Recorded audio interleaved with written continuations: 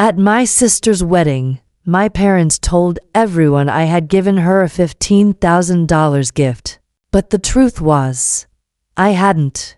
They lied to make themselves look good, and I was left humiliated. What they didn't know was that I had one chance, in front of everyone, to set the record straight, and I took it. Before we dive into this story, make sure you're subscribed and have notifications turned on so you never miss a tale of justice. And I'd love to know, where in the world are you listening from today? Let me know in the comments. Okay, let's get into it. The first moment I realized something was terribly wrong came during the rehearsal dinner. I was sitting at one of the long banquet tables, enjoying a quiet conversation with one of my cousins, when an aunt leaned over with a bright smile and said, $15,000. That's incredible. Your sister is so lucky to have you. At first, I thought she was joking. I laughed awkwardly, waiting for the punchline. But then another relative chimed in. Yes, what a generous gesture. It really shows how much you love her. My smile faltered. The words settled heavily in my chest, like someone had dropped a stone straight into my stomach. $15,000? I hadn't given my sister $15,000. In fact, I couldn't have, even if I'd wanted to. I had a good job and lived responsibly, but $15,000 wasn't the kind of money I could casually pull out of my bank account. I sat there, stunned, trying to make sense of it. Surely there had been a misunderstanding. Maybe someone overheard me talking about saving for something else? Maybe my parents had gotten carried away telling stories again? But as I looked around the table, the truth became harder and harder to deny. Everyone was nodding, smiling, whispering about what a blessing I was. And then I saw my parents across the room. They were standing proudly, almost glowing, as though they were basking in borrowed light. My mother, in particular, wore that self-satisfied smile she always got when she felt she had outshined the rest of the family. That was when the knot of unease in my stomach hardened into something colder. They had done this. They had told everyone I gave my sister a $15,000 wedding gift. My chest tightened with a mix of anger and dread, because I knew exactly how this would play out. The lie wouldn't stay harmless. It never did. My parents were masters at weaving stories, but they always expected me to carry the weight of those stories afterward. And this time, the weight was heavier than ever. Sitting there at that dinner table, I felt as though the walls were closing in on me. Relatives came by to shake my hand, pat my shoulder, praise my sacrifice. Each compliment stung like a slap. I wanted to scream the truth, but I held my tongue. The dinner wasn't the time. Not yet. Instead, I smiled politely, though my cheeks burned, and murmured things like, I just want her to be happy. All the while, inside, I was boiling. The lie was more than just embarrassing. It was a trap. By announcing it publicly, my parents had boxed me into a corner. If I said nothing, people would assume it was true. They would look at me as though I had more money than I really did, expect me to behave a certain way, perhaps even lean on me for financial help. But if I denied it outright, I'd look petty, even cruel, like I was trying to take something away from my sister on her special weekend. That was the brilliance of my parents' manipulation. They always knew how to make themselves look like the victims if anyone dared to challenge them. And yet, as I sat there with my fork poised above a plate of food I no longer tasted, a thought began to form in my mind. This time, they had gone too far. This wasn't some little exaggeration about my accomplishments at work or a harmless boast about how much I helped around the house when I was younger. This was financial. This was public. This had consequences. For the first time, Instead of feeling just hurt and cornered, I felt a flicker of something else. Resolve. I didn't know how yet. I didn't know when. But I knew one thing for certain. I wasn't going to let them get away with this. Looking back, I realized the warning signs had been there all along. My parents had always been obsessed with appearances, with how others perceived us as a family. Growing up, I learned very early that truth wasn't always their priority. What mattered most to them was the performance, the carefully curated image of success, generosity, and perfection to the outside world. My parents were the picture of gracious hosts. They loved throwing parties, dressing sharply, and telling long, embellished stories about their children. I can't count the number of times I'd overheard them bragging about me or my sister, usually in ways that made my achievements sound grander than they really were. At first, as a child, I thought it was flattering, but as I grew older, I began to see the cracks. Let me tell you a bit about myself. I've always been practical. I work hard, live within my means, and take pride in being steady. I'm not flashy, and I don't feel the need to compete with anyone else's wealth or lifestyle. If anything, I prefer to stay out of the spotlight. I like to save carefully for things that matter. Emergencies, travel, the occasional indulgence. But I've never been reckless with money. My parents, though, they were the opposite. For them, money was never just about paying bills or securing stability. It was a stage prop, a symbol. Even when we didn't have much, they acted as if we had more than enough. They would stretch themselves thin to host elaborate dinners, buy outfits that screamed affluence, and donate ostentatiously at community events just so people would talk. And afterward, when the guests had gone home, the real stress would begin. Whispered arguments about bills, complaints about how no one appreciated their sacrifices. It was exhausting, but I learned to cope. I told myself, that's just who they are. Just smile and nod. My sister, on the other hand, had always been caught in the middle. She's younger than me, sweet-natured, and eager to please. She had her own ways of handling our parents' antics. Sometimes she rolled her eyes with me in private. Other times, she let herself be swept up in their performances, especially when it came to her wedding. She wanted her big day to be magical, and she deserved it. But I also knew weddings, in my parents' eyes, were the ultimate stage. They would see it as their chance to shine, to outdo other families, to make sure everyone whispered about their generosity for years to come. That's why the weeks leading up to the wedding were filled with little hints and comments directed at me. My mother would say things like, "You'll do something special for your sister, won't you? After all, you're the big sister. It's expected." My father would add, "It doesn't have to be money, of course, but imagine how impressed everyone would be if..." And then he'd trail off, leaving the idea hanging in the air. I brushed those comments aside, telling myself they were fishing for something grand but harmless. I had already bought my sister a beautiful gift, something thoughtful, within my budget, that I knew she'd treasure. It wasn't extravagant, but it came from the heart. And in my mind, that was more than enough. But to my parents, enough was never enough. The more I reflect, the more I realize they saw me as a tool in their performance. I was the responsible one, the one with a stable career, the one they could hold up as proof of their parenting. They didn't care what my boundaries were. They cared about what I could be made to represent. And at that wedding, what they wanted me to represent was wealth and sacrifice, even if it meant inventing both out of thin air.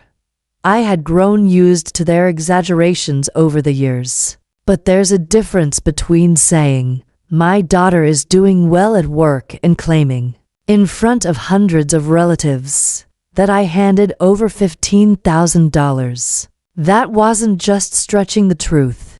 That was tying a noose around my neck and pulling tight. At the rehearsal dinner, as those words spread from table to table, I could practically feel the cage being built around me. My relatives believed the story. My sister, though overwhelmed by the whirlwind of wedding details, seemed to take it at face value too, thanking me with shining eyes I didn't know how to respond to. And my parents, well, they were basking in the glow of their own fabrication, completely at ease, as though they hadn't just thrown me under the bus.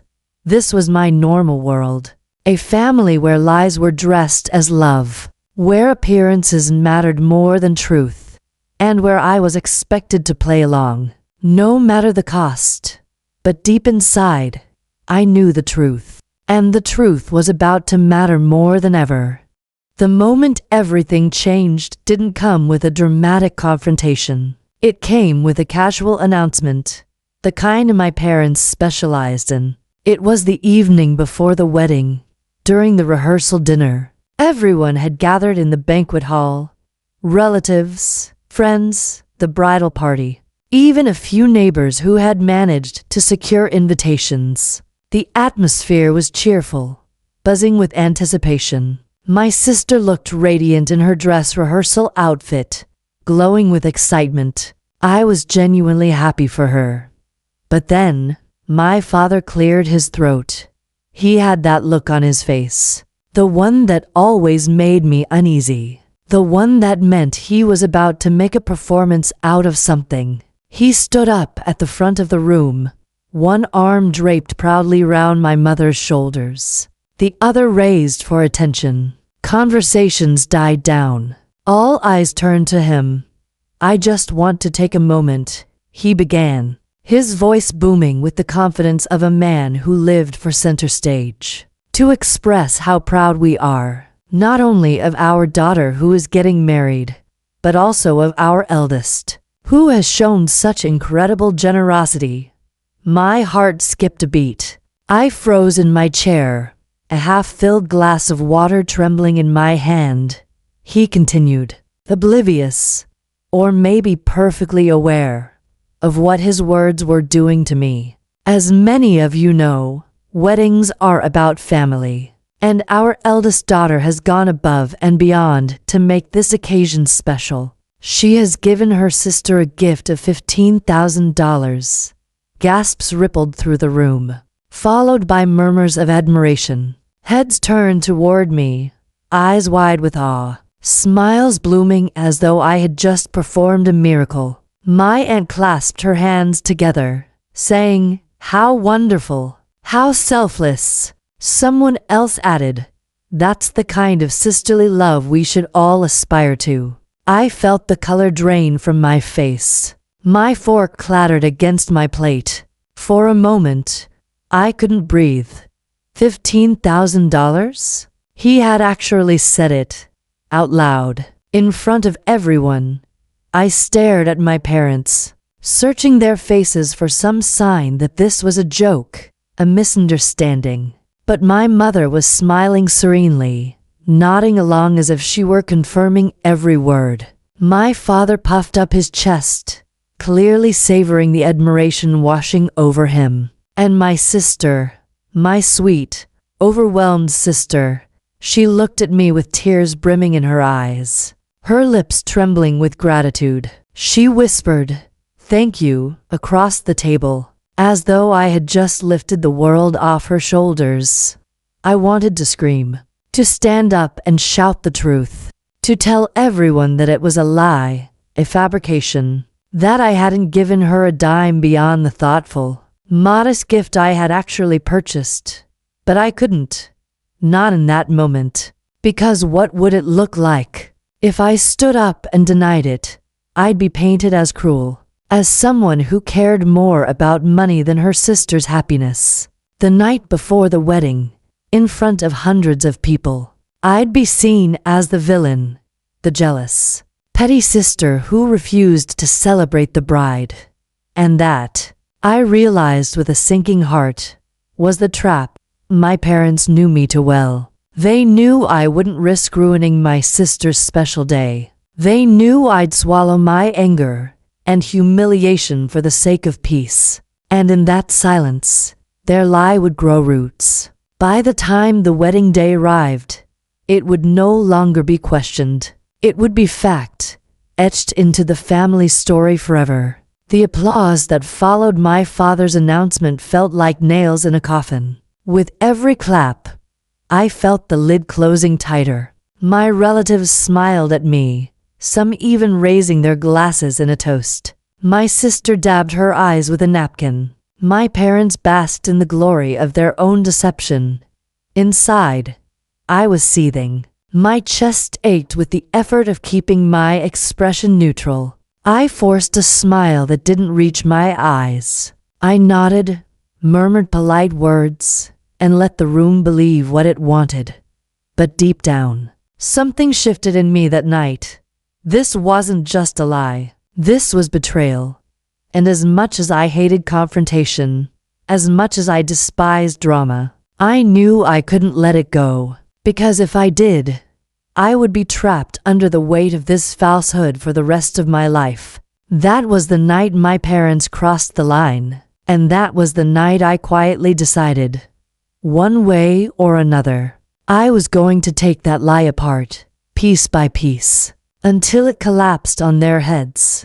The morning of the wedding, I woke up with a weight pressing down on me. I barely slept the night before, replaying my father's announcement over and over in my head.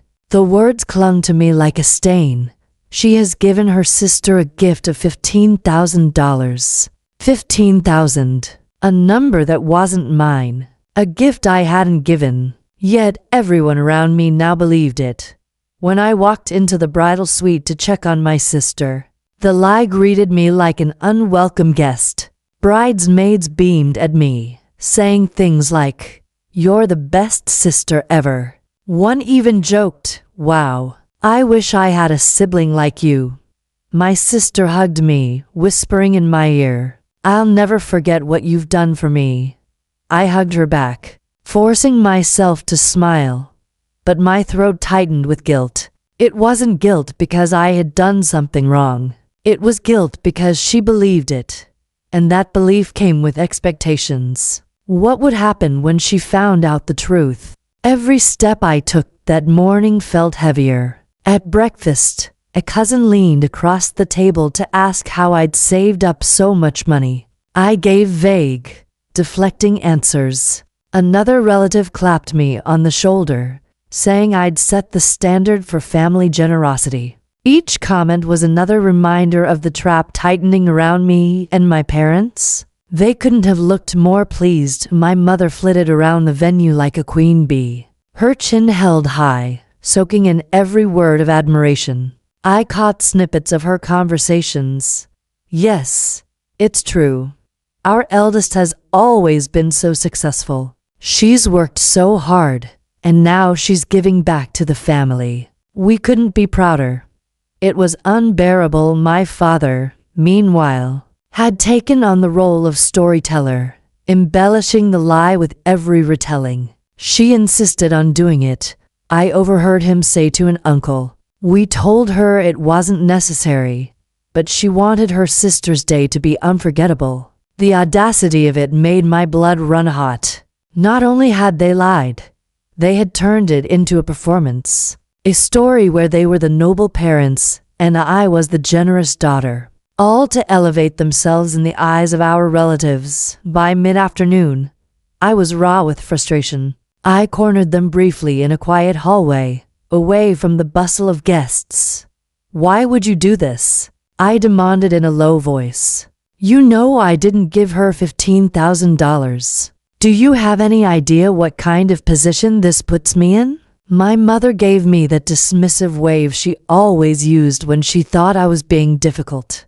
"Oh, don't be so dramatic. It's just for appearances. Everyone's happy, aren't they? Isn't that what matters?" "No," I hissed. "What matters is the truth. You've lied to everyone. to her, my father stepped in, his tone patronizing. You worry too much. Look at your sister. She's glowing. This is her big day. If you really love her, you'll play along. Don't ruin it with your stubbornness. I stared at them, speechless for a moment. My mother reached out to straighten my dress collar, as though we were simply chatting about the weather, not standing knee-deep in deception. You need to be careful what you say in your speech tonight, my father added, lowering his voice. Don't make us look bad. You'll embarrass the family if you contradict us. And then the words that lit a fire in my chest. You should be grateful. We've given you the chance to shine. Grateful for being lied about, for being used as a pawn in their endless game of appearances. I clenched my fists at my sides, fighting the urge to lash out. I knew then that this wasn't just about them wanting attention. It was about control. They wanted to script my role, dictate my actions, and force me to wear their lies as though they were my truth. By the time I walked back into the bustle of the reception hall, my jaw ached from keeping my teeth clenched. My parents hadn't just lied. They had doubled down. They had locked me into a role I never agreed to play, and they were determined to see it through to the bitter end. And suddenly, I realized something. If I didn't find a way to break free, this story would become permanent. Years from now, people would still talk about how I gave my sister $15,000. My parents would tell and retell the tale, embellishing it further, while I sat silently, suffocating under the weight of their fabrication. No, I couldn't let that happen. I didn't know exactly how yet, but one thing had crystallized in my mind that day. This wasn't just about money. This was about truth, and one way or another, I was going to reclaim it. The reception hall shimmered with soft lights, crystal glasses, and the hum of 100 conversations. To anyone walking in, it must have looked like the picture of joy, a family united, celebrating love. But inside me, there was only a storm. Every toast I overheard, every whispered compliment about my so-called generosity, dug deeper under my skin. I told myself I'd hold it together until the night was over. Just smile, nod, and get through it. But fate has a way of cornering you when you least expect it. As I was making my way toward the ladies' room, my father appeared, blocking my path. His hand clamped lightly on my arm, the gesture casual to an onlooker, but firm enough to keep me still. A moment later, my mother slipped in on my other side, her perfume sharp and sweet, caging me between them. "Where have you been?" she whispered, her eyes flicking around to make sure no one was close enough to hear. "I needed some air," I muttered, tugging slightly at my arm. But my father's grip tightened. "You're not going to ruin this for us," he said, his smile frozen in place for the benefit of a passing guest. His voice was low, almost a growl. "We've worked too hard to make this family look good." Something in me snapped at those words. We've worked too hard, as though I were just a prop in their performance, as though their endless hunger for admiration outweighed my dignity. Worked too hard, I spat back, my own voice low but trembling with anger. You stole from me. You lied to her. And now you expect me to stand here and pretend like none of it matters? My mother's hand fluttered to her necklace, her smile never faltering. "Lower your voice. People are watching. Do you want everyone to think you're ungrateful? Do you want your sister's wedding ruined because you can't control your temper? Ungrateful." There it was again. That word they loved to use whenever I resisted. I pulled my arm free, my nails digging into my palms. Ungrateful would be letting you use me as your shield forever. My father's expression hardened, the smile gone now. "If you say one word to anyone, you'll regret it. Do you understand me?" The threat hung in the air like smoke. It wasn't the first time he'd used that tone with me. It carried years of control, of pushing me down whenever I tried to rise. For a heartbeat, I almost folded. The old habit of obedience rose in me, whispering that it would be easier to stay quiet, to swallow the lie and survive the night. But then I thought of my sister, radiant and trusting, thanking me for something I hadn't given her. I thought of every relative who now believed I was a benefactor when in reality, I was the victim of theft. I thought of the way my parents looked at me, not as their daughter, but as a tool for their pride. Something inside me hardened. I straightened my back and met my father's eyes. "You can lie all you want," I said evenly, "but I won't do it for you." His jaw clenched, but before he could respond, the MC's voice echoed through the hall. "It's time for the maid of honor speech." My mother's nails brushed my arm in a silent plea. "Don't you dare," she hissed, her eyes narrowing. But I had already made my decision. As I walked toward the stage, the murmur of applause and cheers filled the room. My heart was pounding so hard I could hear it in my ears. This was the moment, the line I could never uncross. Either I would play the obedient daughter once again, or I would finally break free, no matter the cost. And with each step I took, I knew there was no going back. The applause faded as I climbed the few steps to the stage, my heels clicking softly against the polished wood. The microphone stood waiting, gleaming under the spotlight, and beyond it, a sea of faces turned toward me, smiling, expectant, utterly unaware of the storm about to break. I took a slow breath, steadying myself. My palms were damp, my pulse a hammer in my chest. But my voice, when it finally came, was steady, calm, even warm. "Good evening, everyone," I began, offering a small smile. "For those of you who don't know me, I'm the bride's sister, and tonight, I'm honored to stand here and celebrate this moment with her." A wave of applause rolled through the room. I glanced at my sister. She sat radiant beside her new husband, her eyes soft with love, her cheeks glowing with happiness. My heart squeezed. I hadn't come here to hurt her, only to free myself from the chains my parents had wrapped around me. I continued, weaving gentle words about her kindness, her loyalty, the way she had always been my confidant growing up. I spoke of our late-night talks, our silly inside jokes, the way she had made even the darkest days bearable with her laughter. People nodded, smiled, some even dabbed their eyes with napkins. And then, carefully, I shifted. "Earlier tonight," I said, my voice carrying clearly across the hushed room, "many of you congratulated me on a gift I supposedly gave my sister, a very generous sum of money." I let the words hang for a moment, just long enough for the audience to lean in. Curiosity sparked. "I want to clear something up, because honesty is the only real gift worth giving in a marriage and in a family." I caught the flicker of alarm on my mother's face. My father's hand clenched around his glass so tightly I thought it might shatter. "I didn't give that money," I continued softly. "I couldn't have. It was never mine to give. That story was invented without my consent, by people who wanted to appear more generous than they really were." A ripple of confusion spread through the crowd. Whispering, shuffling.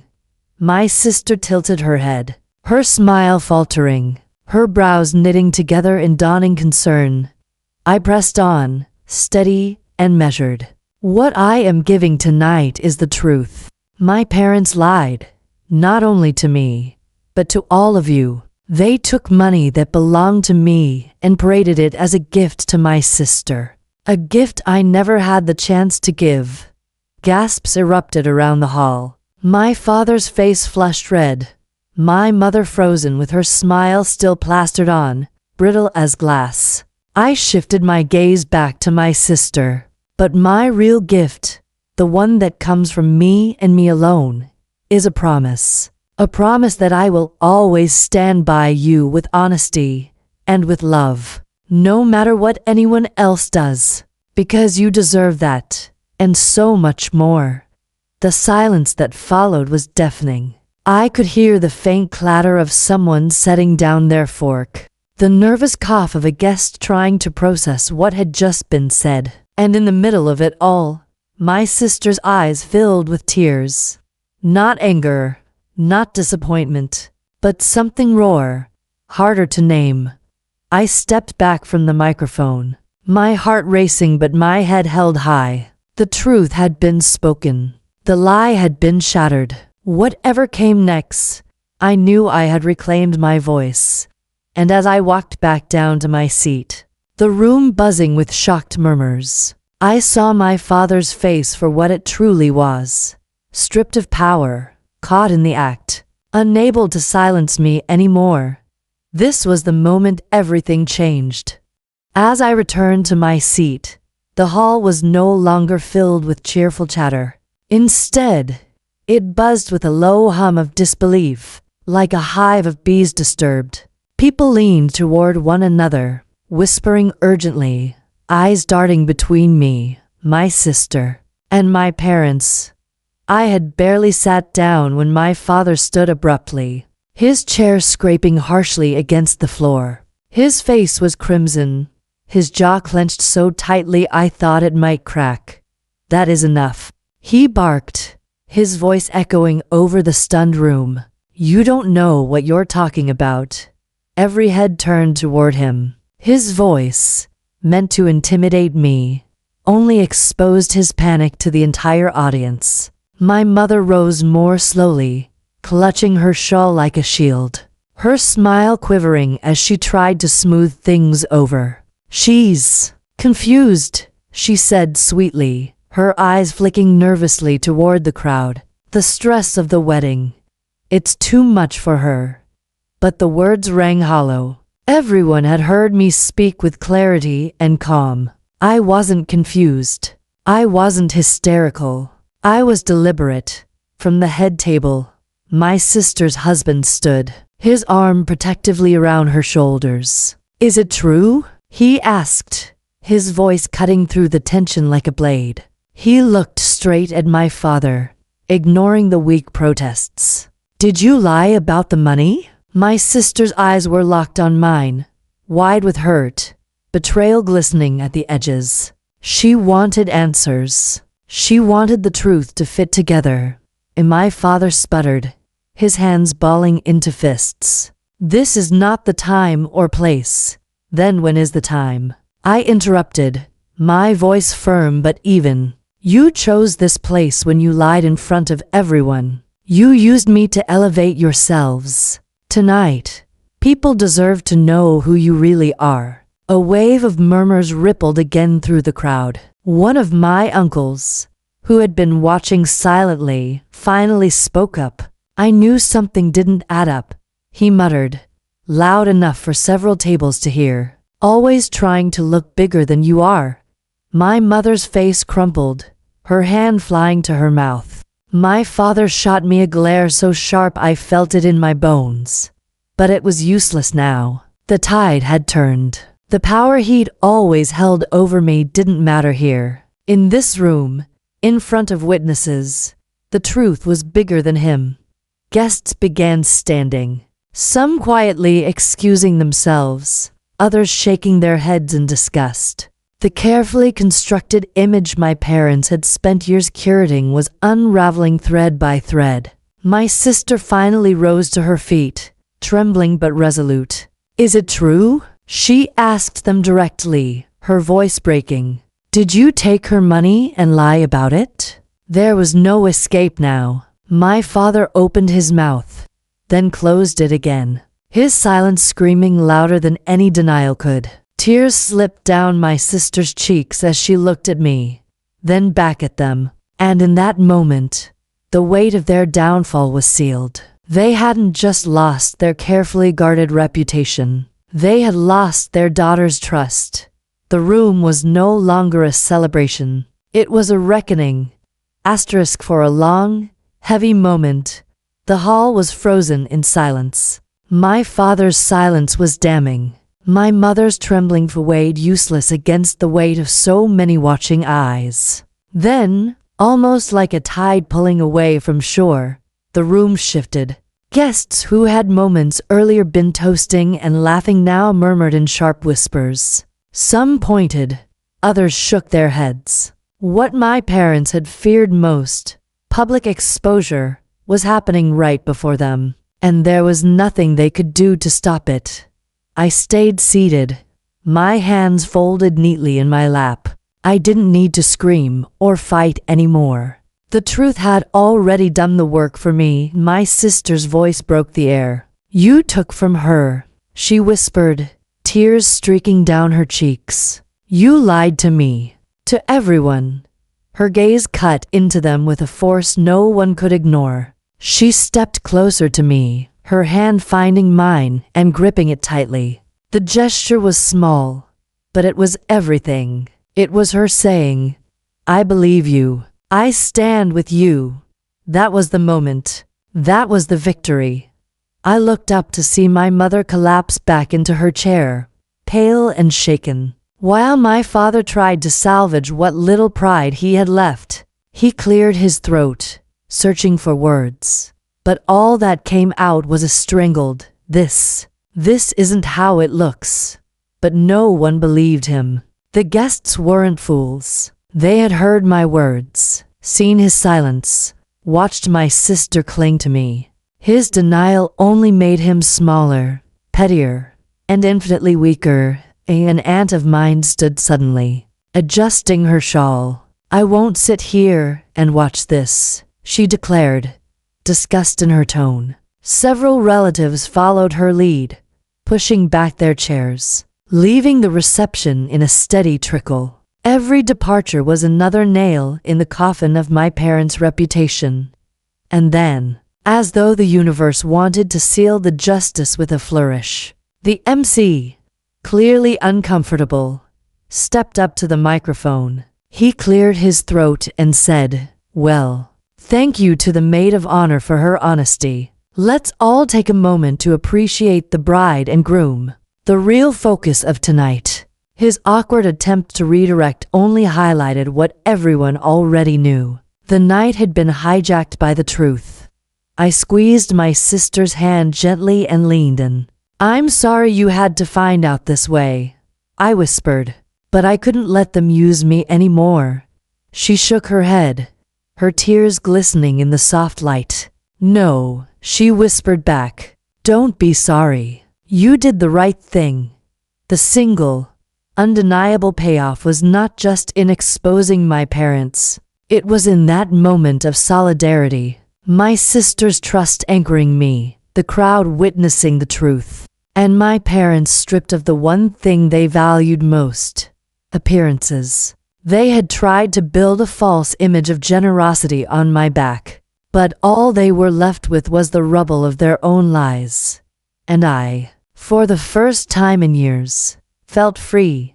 The wedding limped on after my speech, but it was a pale imitation of the celebration it had been only an hour before. The music still played, the lights still twinkled, but the atmosphere had changed.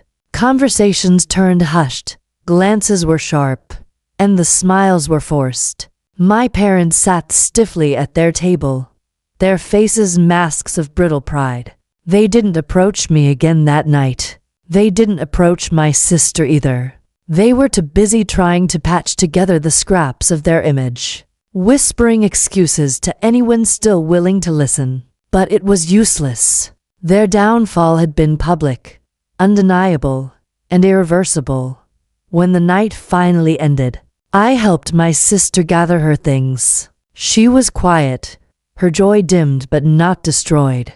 As we walked out together, she squeezed my hand again. You could have stayed silent, she said softly, but you didn't. You stood up for yourself. And for me. I'll never forget that. Her words stayed with me long after the last guest had gone. In the weeks that followed, the fallout was swift. Relatives who had once fawned over my parents began to keep their distance. Invitations to social gatherings dried up. The community that had once admired them as generous and respectable now saw them for what they were: manipulative and deceitful. And my parents? They never apologized. Not once. Instead, they tried to twist the story, painting me as dramatic, ungrateful, and cruel. But their words fell flat. People had heard the truth with their own ears. No amount of spin could erase it. My relationship with them fractured completely after that night. Calls went unanswered. Holidays passed without visits. And eventually, the silence between us became permanent. At first, it hurt, a dull ache in the space where family was supposed to be. But over time, I realized that the silence was a gift. Freedom with that weight lifted. My life slowly settled into a new rhythm. My sister and I grew closer than ever, bonded by what we had endured together. She never once held my speech against me. If anything, she respected me more for it. Her marriage blossomed, and I remained a constant presence in her life, supporting her in the ways that truly mattered, with honesty, loyalty, and love. And me? I learned something vital that day. I learned that protecting other people's lies is never kindness. It's complicity. Standing in the truth, even when it costs you, is the only real way to live freely. As for my parents, their downfall was their own doing. The irony was almost poetic. In their desperate attempt to look generous, they revealed their greed.